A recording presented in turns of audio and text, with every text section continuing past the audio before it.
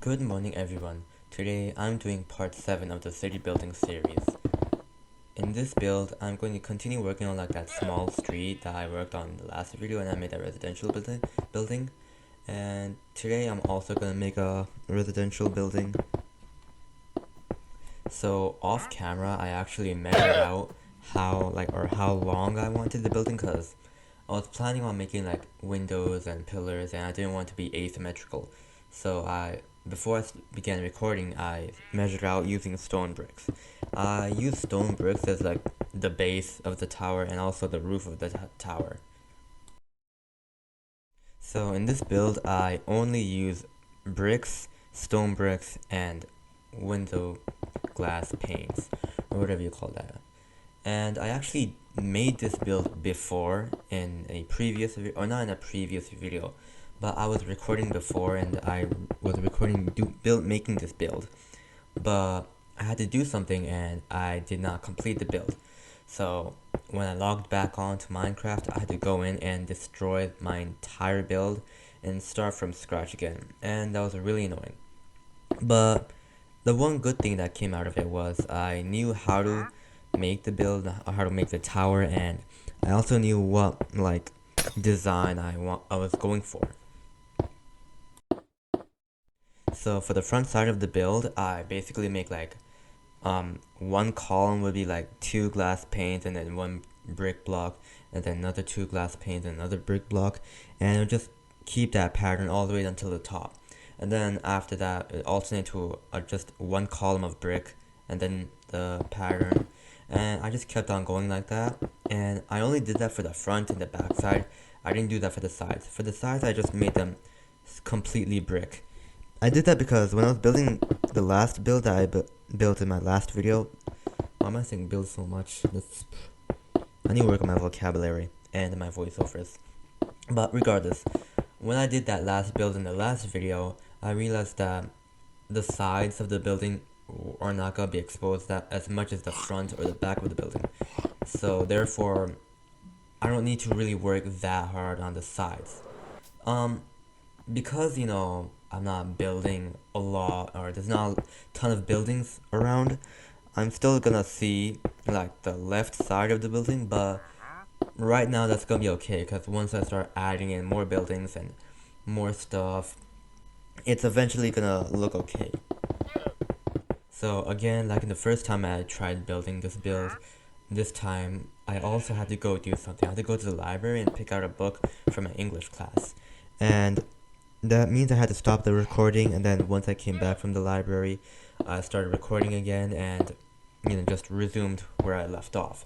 So there's gonna be a cut in the middle of this video where I stop recording and then I start recording again. But about the book, so this is a little off topic, but the books that I read in my English class, for some reason, the first book we read is not that interesting. It's called The Martian Chronicles, and I didn't really enjoy that book that much. I don't know. I feel like the author Ray Bradbury, he tried to be too poetic, but at the same time, it seemed childish, and that those two did not mix well at all, and it eventually ended up being like it gave off this odd feeling, like I've seen that Bradbury repeats some words over and over again in his books, and I don't like his style of writing.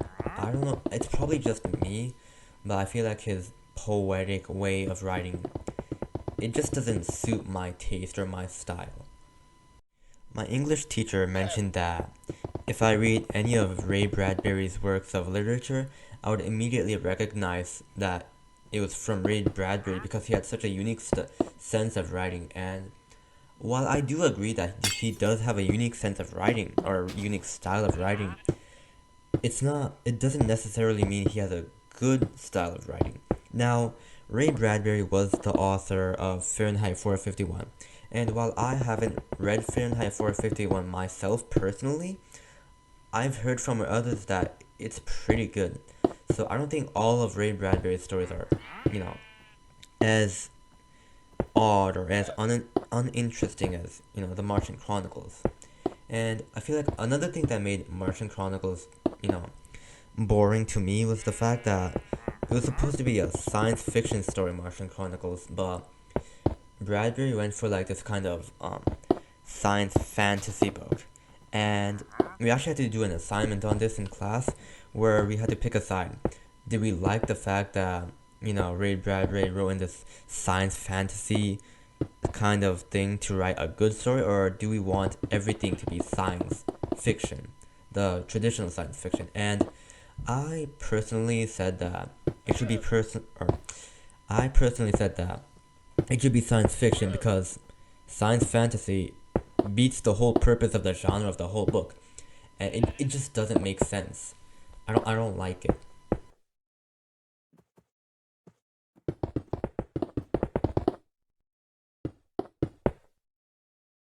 I feel like I was heavily inspired by New York older style buildings, especially with like the red and gray tones in this build and like the small windows, I was also like trying to make I want to really make this like smaller road really like squished in and feel really compact and urbanized, right?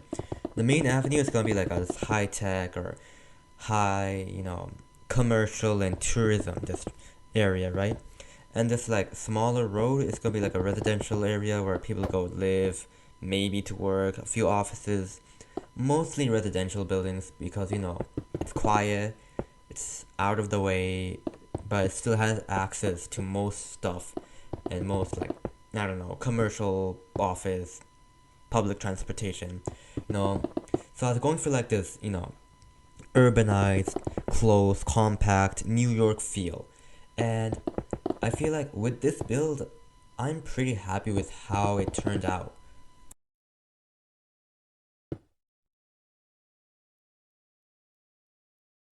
And that about wraps it up. Thank you all for watching. If you enjoyed this video and want to see more, subscribe and like this video to support the channel.